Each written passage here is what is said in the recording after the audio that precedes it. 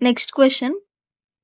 Solve dou y by dou t equals to 2 dou square y by dou x square, where y of 0, t equals to 0 equals to y of 5, t and y of x, 0 equals to 10 sin 4 pi x. వాళ్ళు ఇచ్చిన equation consider చేసుకోవాలి. దీనికి Laplace transform apply చేస్తాం. Laplace transform of dou y by dou t equals to sy bar of x, s minus y of x, 0 equals to dou square y by dou x square కి d square y bar by dx square. So ఇక్కడ 2 ఉంది, simplify చేసుకోవాలి. And also వాళ్ళు ఇచ్చిన condition కూడా substitute చేస్తాం. ఇక్కడ వరకు వచ్చాక d square by dx square అంటే capital D square, y bar common తీసుకున్నాం.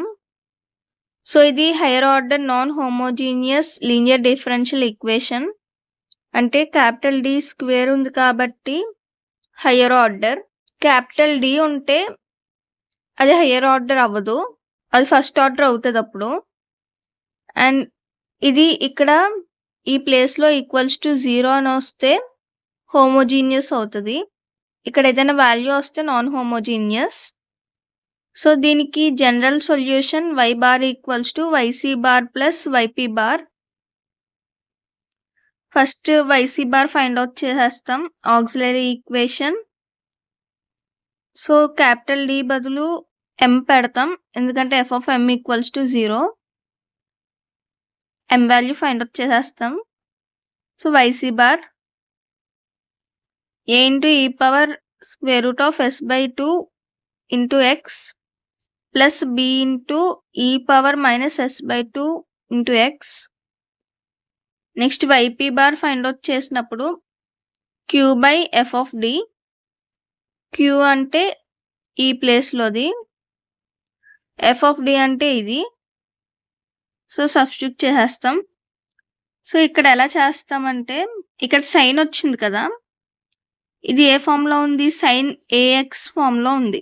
సైన్ ax ఫామ్ వచ్చినప్పుడు ఈ క్యాపిటల్ D ప్లేస్లో మైనస్ a స్క్వేర్ సబ్స్టిట్యూట్ చేస్తాం. సో ఇక్కడ క్యాపిటల్ D ఉంది కదా, మైనస్ ఇంటూ a స్క్వేర్ అంటే 4π స్క్వేర్. 4π అనేది a వాల్యూ, దీన్ని సింప్లిఫై చేయాలి. సో yp బార్ వచ్చేస్తుంది 10 sin 4πx by 32 π square plus s. So combine చేసి y bar value find out చేస్తాం. ఇంకో కండిషన్ కూడా ఇచ్చారు, y of 0, t equals to 0, ఇంకా y of 5, t equals to 0. ఇది మనం ఇందాక యూజ్ చేయలేదు కదా ఈ కండిషన్, సో ఇక్కడ యూజ్ అవుతుంది. ఈ 2 ఈక్వేషన్స్కి లాప్లాస్ ట్రాన్స్ఫార్మ్ ఫైండ్ అవుట్ చేస్తే y బార్ ఆఫ్ 0, s వస్తుంది. ఇక్కడ y బార్ ఆఫ్ 5, s అంటే లాప్లాస్ ట్రాన్స్ఫార్మ్ ఫైండ్ అవుట్ చేస్తే ఇన్ టర్మ్స్ ఆఫ్ s అని వస్తుంది. అదే లాప్లాస్ ట్రాన్స్ఫార్మ్ ఫైండ్ చేయకముందు ఇన్ టర్మ్స్ ఆఫ్ tలో ఉంటుంది. ఇది x వాల్యూస్ ఇవి. So first x equals to 0 పెడదాం ఈ ఈక్వేషన్లో. అప్పుడు మనకి a plus b equals to 0 వస్తుంది.